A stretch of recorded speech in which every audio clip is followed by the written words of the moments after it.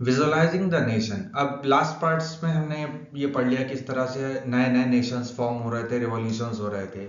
उसके बाद क्या चैलेंज आता है कि हमने नेशन फॉर्म तो कर लिया, नेशन फॉर्म, हमने वॉर लड़ा, हमने टेरिटरी को एक्वायर किया, वहां पर आर्मी क्रिएट की, बाउंड्रीज बनाई और नेशन बन गया। लेकिन हमने ये देखा कि जितने भी नेशन बने हैं वो अलग अलग छोटे छोटे ट्राइब्स या फिर अलग अलग पार्ट्स को मर्ज करके बने। अब ये पॉसिबल होता है और ऐसा बहुत से केसेस में हुआ है, हमने देखा कि अलग अलग कई सारे पार्ट्स जो थे उनके कल्चर जो थे अलग थे। अब नेशंस बन तो गए लेकिन जो वहाँ की पॉपुलेशन है, वहाँ के सिटीजन जो उनके अंदर एक इमोशनल कनेक्ट आना चाहिए कि हाँ भाई हम सब यूनाइटेड होके एक नेशन की फॉर्म ले चुके हैं। ठीक है, वो इमोशन लाने के लिए अभी बहुत कुछ करना बाकी था। ठीक है, और यही काम किसने किया, जो रिवॉल्यूशनरीज या फिर जो नेशनलिस्ट थे उन्होंने पोइट्री के थ्रू या सॉफ्ट कल्चर के थ्रू इन्हें बहुत सारे ऐसे स्टेप्स लिए जिससे कि लोग यूनिफाई हो पाए, इमोशनली यूनिफाई हो पाए और कनेक्ट कर पाए for the collective identity of a nation.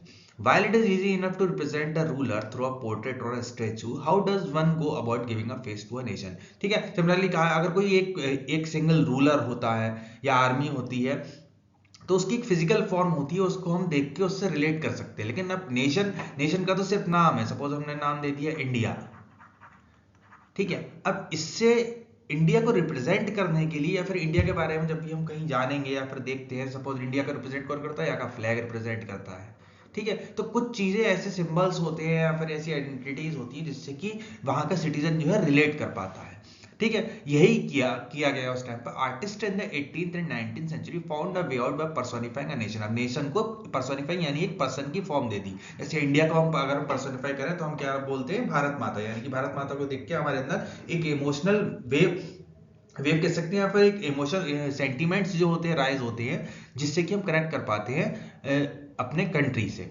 In other words they represented a country as a they were a person. ठीक है, तो उन्होंने क्या किया, कंट्री को पर्सोनिफाई किया एक पर्सन की शेप देकर। वो रियलिटी में एग्जिस्ट नहीं करता लेकिन बस उसको इमेजेस के फॉर्म में क्रिएट कर दिया गया। Nations were then portrayed as female figures. Nation को फीमेल फिगर्स के फॉर्म में ही पोर्ट्रे किया जाता था। The female form that was chosen by personify the nation did not stand for any particular women in real life. ठीक है, जैसे मैंने बताया रियल लाइफ में उसका कोई एग्जिस्टेंस नहीं था, बस फोटोज की फॉर्म में या इमेजेस की फॉर्म में उसको क्रिएट कर दिया गया था।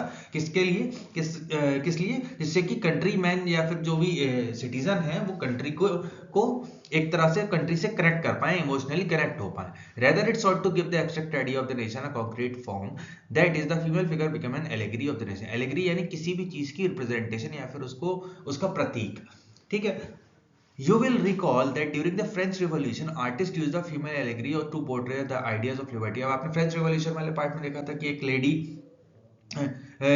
लेडी को रिप्रेजेंट करा गया था allegory to portray ideas such as liberty, justice and republic, जो कि इन चीजों को लिबर्टी, जस्टिस और रिपब्लिक को पोर्ट्रे कर रही थी। These ideas are represented through specific objects और सिंबल्स। और हर आइडिया को रिप्रेजेंट करने के लिए या तो किसी की फोटो यूज करी जाती है या फिर कोई ऑब्जेक्ट या फिर सिंबल्स यूज करे जाते हैं। As you would remember the attributes of liberty, red cap क्या थी, लिबर्टी को इंडिकेट करती थी। ब्रोकन चेन फ्रीडम को इंडिकेट करती थी। वाइल जस्टिस इज जनरली एक ब्लाइंड फोल्डेड वुमेन की एक स्टैचू होती थी जो कि जस्टिस को रिप्रेजेंट करती थी। ठीक,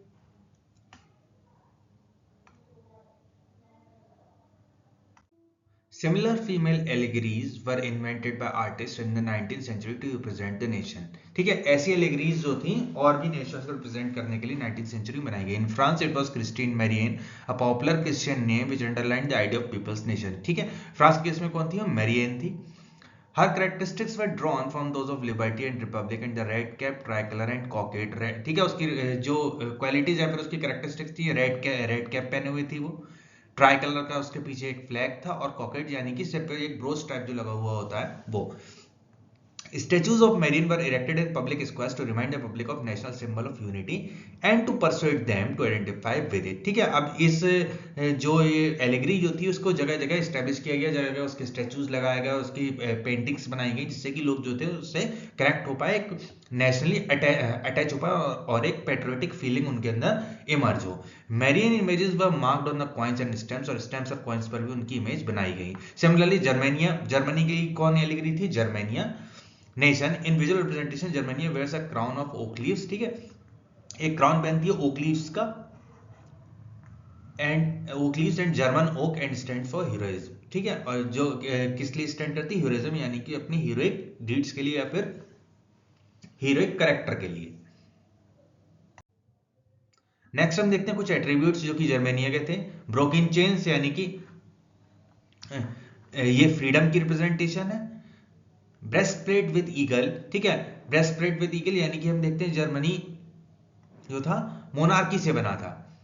crown of oak leaves heroism, ये हीरोइज्म को रिप्रेजेंट करते हैं। Sword ready to fight, sword का शो करती है कि हम कभी भी लड़ने के लिए रेडी हैं। Olive branch around the sword, willingness to make peace, ठीक है। अब यहाँ पे दो चीजें रिप्रेजेंट करी हैं। ऑलिव ब्रांच क्या रिप्रेजेंट करती है, पीस, ठीक है। और स्वॉर्ड क्या रिप्रेजेंट करती है, वॉर, यानी कि हम वॉर के लिए भी रेडी है लेकिन we want to make establish peace. Black red and gold colour, ये जो रिवॉल्यूशनरीज जो थे उनका ये कलर था, इसी कलर का फ्लैग बनाया गया है। रेज ऑफ राइजिंग सन यानी बिगिनिंग ऑफ न्यू एरा, ये एक न्यू एरा की जो है बिगिनिंग है, उसको रिप्रेजेंट करने के लिए राइजिंग सन की रेज यहाँ पर बनाई गई है।